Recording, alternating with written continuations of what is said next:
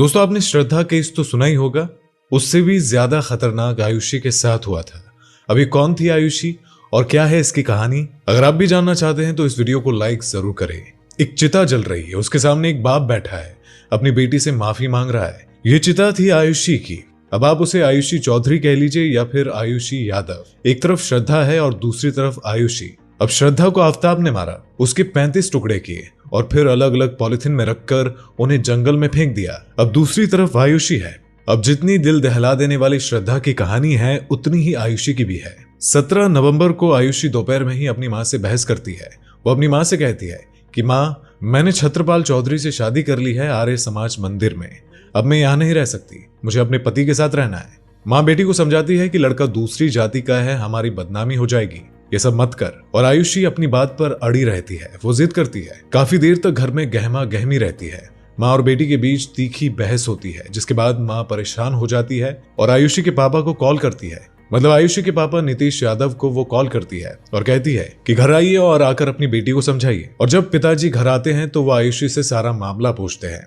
आयुषी उस वक्त भी गुस्से में होती है और बताती है कि मैं छत्रपाल से प्यार करती हूँ और मैंने 1 साल पहले ही आर्य समाज में उनसे शादी कर ली है, लेकिन मैं इतने दिनों तक अपने घर पर रह रही थी और अब मैं बालिग हूँ, मैं अपने पति के साथ रहना चाहती हूँ। अब इस पर पिता गुस्से में तमतमा जाते हैं और वो आयुषी से कहते हैं कि तुम्हें हमने बचपन से पढ़ाया, पाला पोसा और तुम्हें हमारे प्यार की कदर ही नहीं है। आयुषी कहती कि आप लोग कुछ समझते ही नहीं है। मैं उस लड़के से प्यार करती हूँ, मैंने आप लोगों की वजह से उससे छुप छुप कर शादी की है और अब मैं उसके साथ रहना चाहती हूँ। आयुषी यहाँ तक अपने पिता से ये तक कह डालती है कि अब मैं आपकी बेटी नहीं, छत्रपाल की पत्नी हूँ। लगातार बहस होती है और बाप बेटी को समझाने की कोशिश भी करता है कि तुम गलत कर रही हो और तुम्हें ऐसी शादी नहीं करनी चाहिए थी। वो लड़का दूसरी जाति का है। और बात इतनी आक्रामक हो जाती है और पिता इतने आक्रोश में आ जाता है कि तुरंत अपनी सर्विस रिवॉल्वर निकालते ही आयुषी की छाती पर 2 गोलियां दाग देता है। और जैसे ही वो गोली चलाते हैं तो आयुषी की मौके पर ही मौत हो जाती है। अब घर में माँ और बाप दोनों परेशान हो जाते हैं। वो आयुषी को उठाते हैं, गले लगाते हैं, रोते हैं, चीखते हैं, चिल्लाते हैं कि उनके हाथों से एक अपराध हो गया, अपनी ही बेटी का उन्होंने कत्ल कर दिया। अब जैसे ही 12 घंटे बीतते हैं, अब पिता सोचता है कि किस तरीके से इस बात को दबाया जाए और आयुषी की मौत का राज छुपाया जाए। तो 18 नवंबर और 18 नवंबर की जो रात है उसमें करीब 3:30 बजे के आसपास वो आयुषी को एक बैग में बंद करते हैं और ये बैग आयुषी के भाई का ट्रैवल बैग था और उसमें वो आयुषी को बंद करते हैं। लेकिन उससे पहले पास की दुकान पर जाकर वो बड़ी पॉलिथीन लाते हैं। अब उस पॉलिथीन में आयुषी की लाश को डाला जाता है और फिर बैग में उसे पैक किया जाता है। इस पूरे प्रोसेस में, इस पूरी वारदात को अंजाम देने में आयुषी की माँ भी पूरा साथ दे रही थी। अब जो पिता है वो आयुषी को पैक कर देते हैं और उसके बाद गाड़ी में उसे रख देते हैं और गाड़ी को सीधे यमुना एक्सप्रेस वे की तरफ मोड़ देते हैं। घर से गाड़ी निकलती है और सीधी आकर एक्सप्रेस वे पर रुकती है। अब पिता सोचता है कि मैं किस तरीके से इस लाश को ठिकाने लगाऊं, तो किसी बीहड़ इलाके में जाकर जंगल के किनारे एक एरिया था, वहां सूटकेस को फेंक देते हैं और वापस घर में आ जाते हैं। अब ऐसे में तो माँ बाप सदमे में थे कि उनकी बेटी चली गई है, बेटी की जान चली गई है। परेशान भी थे कि कहीं हम पकड़े ना जाए। अब 18 नवंबर को सुबह ही पुलिस को एक बॉडी मिलती है उस सूटकेस के अंदर। अब पुलिस भी हैरान रह जाती है कि ये कौन है, क्या है, कहां से आई है, कुछ पता नहीं है। एक लड़की की लाश है जो अंदर मुड़ी हुई है और उम्र से पुलिस अंदाजा लगाती है कि यही कुछ 20-22 साल की होगी। पुलिस हर कहीं इलाके से ये पूछताछ करती है, आसपास जो भाग गए हैं उन सब से पूछती है। पुलिस इसके बाद 14 टीमें बनाती है और 100 सीसीटीवी फुटेज की जांच करती है। अब सीसीटीवी में पुलिस कार को देख लेती है जिसके जरिए उसको फेंका गया था। अब उसी के माध्यम से जो पुलिस है वो माँ बाप के घर तक पहुंच जाती है, लेकिन पुलिस जाहिर नहीं करती कि उन्हें ये सारी चीजें पता है। पुलिस जाकर पूछती है कि आपकी बेटी कहाँ है।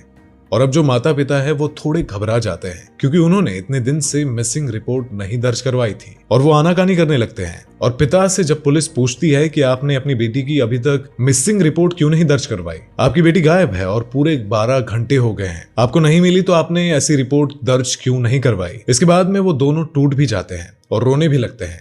पुलिस भी पीछे पीछे सारी चीजें जानती है तो पुलिस उन्हें पकड़ के ले जाती है और चुपचाप बैठाकर अपने साथ ले जाती है। वहां पर उनसे पूरा माजरा पूछा जाता है कि क्यों, किस लिए आपने अपनी बेटी को मारा, पूरा किस्सा क्या है। तो बाप हर एक चीज रोते रोते बताता है।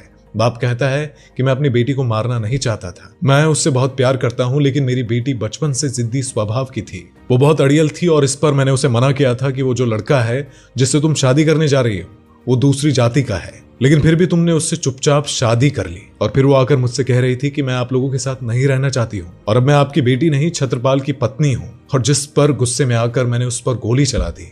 और जब ये सारी चीजें सामने आई और पुलिस को सारी चीजें पता लग गई कि किस तरीके से वारदात को अंजाम दिया गया है, तो पुलिस ने आरोपी माँ और पिता को अरेस्ट कर लिया और अभी फिलहाल वो जेल में है। जेल में भी जब हमने बात करने की कोशिश की और हमने जब पुलिस वालों से पूछा तो ये पता चला कि उनकी हालत ठीक नहीं है, वो अभी भी सदमे में है। पिता का कहना है कि उसने गलती की है, उसे उस चीज का पछतावा है कि गुस्से में उसने इस तरह का कदम उठा लिया और अपनी बेटी को जान से मार दिया। लेकिन अब आप जो ये दोनों केस है आप इसे देखेंगे, श्रद्धा और आयुषी दोनों ही अपने पिता के खिलाफ गई और श्रद्धा ने भी यही कहा कि अब मैं अपने बाप के साथ नहीं रहना चाहती, मैं बड़ी हो गई। और वो अपने बॉयफ्रेंड के पास चली गई और वहां से उसे धोखा मिल गया। और दूसरी तरफ जो आयुषी थी उसने भी कुछ ऐसा ही कदम उठाया, लेकिन उसके पिता ने उसे मौत के घाट उतार दिया। अब जहां तक इस पूरे केस को, दोनों के केस को एनालाइज करें और दोनों के केस को समझने की कोशिश करें तो गुस्सा जो एक है, जो गुस्सा आ जाता है, अचानक से हम किसी भी चीज को लेकर एकदम से आवेश में आ जाते हैं और उसमें ऐसा कोई कदम उठा लेते हैं जिसके बाद हमें पछतावा होता है।